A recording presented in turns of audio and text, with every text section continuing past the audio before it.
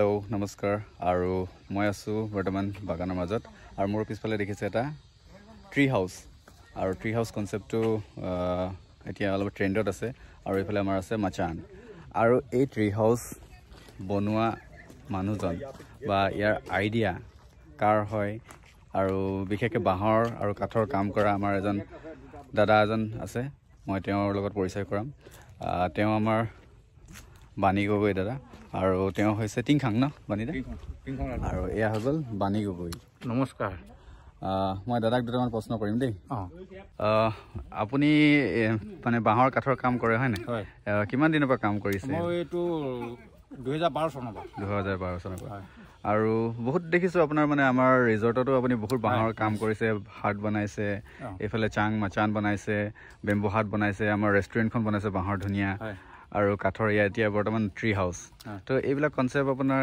মানে যেহেতু আপুনি এজন কাৰিকৰ হিচাপে এইবিলাক মানে ব্যৱসায়িক ভিত্তিক কৰিবলৈ কেনেকৈ মানে যেনেকৈ ইণ্ডাষ্ট্ৰি লৈ আহিবৰ কাৰণে মানে আইডিয়াবিলাক কেনেকৈ পালে আইডিয়াবিলাক এইবিলাক এই আমাৰ ধৰক এতিয়া যিবোৰ ডেমৰ দেখুৱাই যিবিলাকে আনে এতিয়া ছিকিমৰ ডিজাইন আৰু এইফালে আমাৰ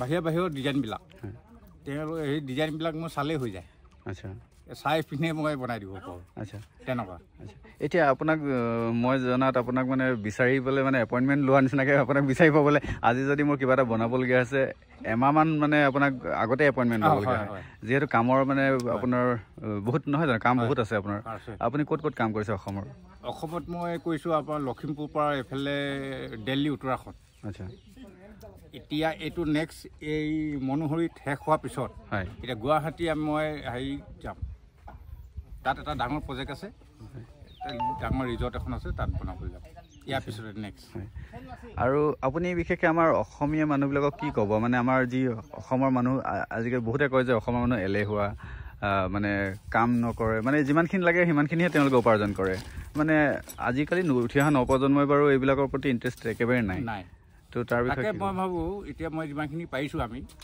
আমাৰ মানুহ কামখিনি শিকাবলৈ মই অকল কৰি থাকিম বুলি সেইটো কথা নহয় আৰু 2-8জনমান মানুহ মই এনেকৈ কৰ্মচাৰী কাম কৰিবলৈ শিকাইছোঁ আৰু তেখেতলোকে যদি শিকিব আৰু শিকি পিনে মোৰ নিচিনাকৈ য'ত কাম কৰি থাকিব লাগিব এইটো কনচেপ্ট এনেকুৱা নহয় যে আমাৰ চৰকাৰী চাকৰিয়ে হ'লে যে হ'ব এই এনেকুৱা ধৰণৰ নিজৰ হাতৰ কাম যোগেদি আপুনি উপকৃত হ'ব পাৰে বুলি ভাবেনে চলিব পাৰি বুলি ভাবিছোঁ আৰু সেইখিনি আমি এতিয়া বৰ্তমান চলি আছোঁ চলিব পাৰিম বুলি ভাবিছোঁ আৰু চলিব পৰাই হ'ব নিশ্চয় মানে চলিব পৰা ধৰক এতিয়া ধৰক এইটো এটা ভাল এটা আপোনাৰ কাৰ্পেণ্টাৰ হিচাপে আপুনি ডিজাইন দিছে ডিজাইনৰ আপুনি কিবা মানে আপোনাৰ যিবিলাক ইউনিক কাম সেই কামৰ নিশ্চয় প্ৰাইচ আছে নহয় জানো তো মই ভাবোঁ উঠি অহা নৱপ্ৰজন্মও যদি মানে কিছুমানে হয়তো পঢ়া শুনা কম কৰে তেওঁলোকে যদি এইবিলাকৰ প্ৰতি আগ্ৰহী হয় কিবা নতুন বনাব তেতিয়া মই শিকাম তেওঁলোকে যদি আহে এইটো মই আগত আপোনাৰ 2000 চনত মই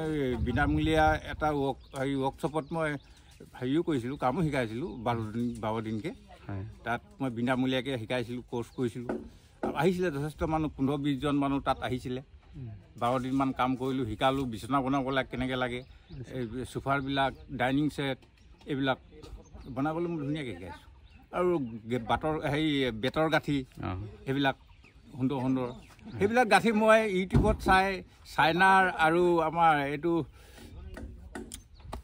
বাহিৰৰ দেশৰ সেইবিলাক চাই মই কামবিলাক কৰি আছোঁ এতিয়া এটা ফটো যদি মই ক'ৰবাত দেখি যাওঁ সেইটো সোমায়ে গ'ল আচ্ছা আইডিয়া মানে তেনেকুৱা ঠিক আছে তো আমাৰ যিবিলাক উঠি অহা নৱপ্ৰজন্ম তেওঁলোকক মানে সেইটোৱে যে পঢ়া শুনাৰ বাহিৰে অকল চাকৰিৰ কাৰণে নহয় এইবিলাকো কাম কৰিব পাৰে নহয় জানো যথেষ্ট ইয়াৰ পৰা হেৰি পায় নিজৰ লগতে ঘৰৰ কিবা কিবি আইডিয়াবিলাক যদি তেওঁলোকে হেৰি কৰি পিনে নিজে বনায় কাম আছে ইয়াৰ ডিমাণ্ড আছে যিহেতু এতিয়া আপোনাকে কৈছোঁ কাঠৰ বাঁহৰ কাম কৰিবলৈ হ'লে আপোনাকে মানে সেই কিমান দূৰৰ পৰা আমি বিচাৰি পাওঁ হয় নাই আপুনি দিল্লী মুম্বাই মানে বাহিৰতো কাম কৰিছে বাহিৰত কাম কৰিছোঁ উত্তৰাখণ্ডত কৰিছোঁ তাত দুমহলীয়া বাঁহৰে ঘৰ বনাইছোঁ ফুল কাটি ডিজাইন দিছোঁ সেইটো ফটো সেইটোৱে আছে এইটো দৰকাৰ হ'লে চাব পাৰে আপুনি যে বেম্বো হাটতো বহুত ধুনীয়া মানে গ্ৰিলবিলাক ডিজাইন কৰিছে তাত বাঁহৰ ওপৰতে মানে ধুনীয়াকৈ ফুল বনাইছে এইবিলাক একদম চব হাতেৰে কৰা নহয় জানো মেচিন কটাৰী আঁকে কাটি পিনে বনোৱা যথেষ্ট টাইম লাগে আৰু চকুৰো অলপ দৃষ্টিটো কমি যায়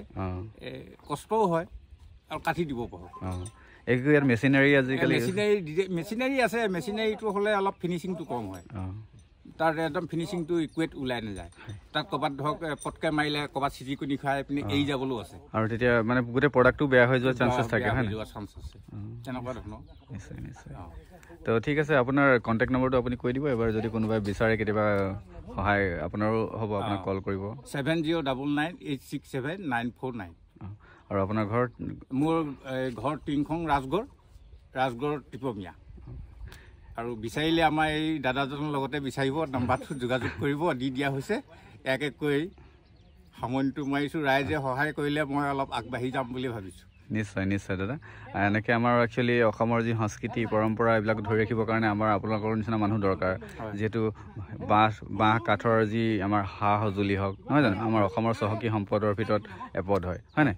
আগতে আমাৰ এইবিলাক বহুতেই গুৰুত্বপূৰ্ণ বিষয় আছিল। এতিয়া প্লাষ্টিকৰ যুগ হ'ল, আপোনাৰ ফাৰ্নিচাৰ, লোহা আহিলে, কিবা আইৰণ, গোটেইখিনি মানে এতিয়া আহিলে, কিন্তু আমাৰ বাঁহ কাঠৰ নিচিনা ফিনিচিং বস্তু বেলেগ নহয়, নহয় জানো?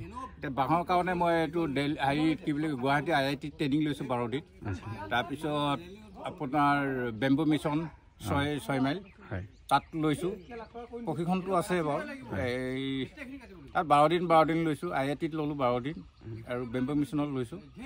এতিয়া বাঁহৰ পৰা টাইলছ কেনেকৈ বনাব লাগে আৰু বাটাম কেনেকৈ বনায় সেইখিনি প্ৰশিক্ষণটো আছে। কিন্তু প্ৰশিক্ষণটো থাকিলেতো নহ'ব, তাৰ এটা টুলছ আনিবলৈ হ'লে বহুত কোটি টকা। এটা টুলছৰ দাম, এতিয়া টাইলছ বনাবৰ কাৰণে এটা বেলেগ দাম, বাটাম বনাবৰ কাৰণে এটা বেলেগ দাম, তেনেকুৱা হয়। সেইটো কাৰণে অলপ চৰকাৰে সুবিধা দিছে যদিও ধৰক যিখিনি দাম, সেই দামৰ মূল্যটো আমাক দিয়া নাই।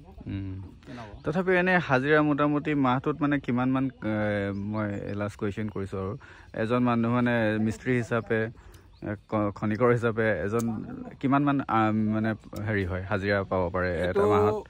জেগা লৈ এতিয়া মই লখিমপুৰত যেতিয়া গ'লোঁ তেতিয়া মোৰ 80,000 মান হৈছিলে। এতিয়া গুৱাহাটীত যেতিয়া যাম তাত অলপ বেছি হ'ব, তাত ডেইলি 2500 হাজিৰা হ'ব। আচ্ছা। তাৰপিছত ইয়াততো মোৰ পুৰণা জেগা, পুৰণা জেগা, আৰু চাওক মই ক'বলৈও অসুবিধা। আৰু প্ৰথম মই ইয়াতে কাম কৰিছোঁ, আৰু ইয়াৰ পৰাই যেতিয়া নেকি আগবাঢ়িব লৈছোঁ, আৰু 1 টকাও মই ডিমাণ্ড দিব নোৱাৰোঁ।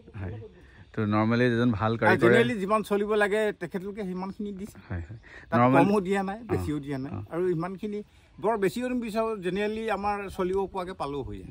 নৰ্মেলি আপোনাৰ লগত যিবিলাক ল'ৰা আছে বা উঠি অহা নৱপ্ৰজন্ম আছে, আপোনাৰ লগত দেখিছোঁ 8জন মান প্ৰায় আছে। তেওঁলোকৰ এনেই হাজিৰা মিনিমাম কিমানৰ পৰা তেওঁলোকে পায়? এনেই জেগা লৈ আছে। এতিয়া আপোনাৰ লখিমপুৰ গ'লে দাম হৈ যায়, গুৱাহাটী গ'লে দাম হৈ যাব, দিল্লী গ'লে বেছি দাম হৈ যাব জেগা লৈ। ইয়াততো আৰু দাম ক'লোৱেই নহয়। তথাপিও নৰ্মেল মানে ঘৰত এনেই বহি থকাতকৈ এইটো যদি কাম কৰে ভাল এটা উপাৰ্জন কৰিব পাৰে, হয় নহয় জানো? এইটো ঘৰতে ইঘৰে গৈ থকাত কৰোঁ, ইয়াত এটা কামটো শিকিলে আৰু পইচাটো পালে, তেনেকুৱা ধৰণে বুলি মই লগ ধৰি লৈ আহিছোঁ। কামটো কিমানখিনি সিহঁতি মগজত ভৰাই ল'ব পাৰিছে মোৰ কাম, তেতিয়া মই কেতিয়াকৈ এৰিব পাৰিম তেখেতলোকক দায়িত্বটো, সেইটো এটা মোৰ এটা কথা। আৰু তেওঁলোকে কেনেকৈ লৈছে সেইটো মই নাজানো, কিন্তু দেখুৱাটো মই দায়িত্বটো তেওঁলোকক দিম বুলি সুন্দৰভাৱে নিখুঁতভাৱে শিকাবলৈ চেষ্টা কৰিছে। আৰু তো বহুত বহুত ধন্যবাদ বাণীদা, আৰু আগলৈ আপুনি এনেকৈ কাম কৰি যাওক, আৰু আমাৰ নৱপ্ৰজন্মৰ কাৰণে উৎসাহ হৈ ৰওক। আৰু শিকাই যি গৈছে, এই ল'ৰাসকলক যি শিকাইছে, আপুনি দেখিছোঁ আপোনাৰ লগত যি টীম আছে, তেওঁলোকে যেন শিকি পিনে আপোনাৰ নামটো ৰাখে, আৰু নহয় জানো? লগতে ভাবিছোঁ নমস্কাৰ, ধন্যবাদ। ঠিক আছে, ধন্যবাদ।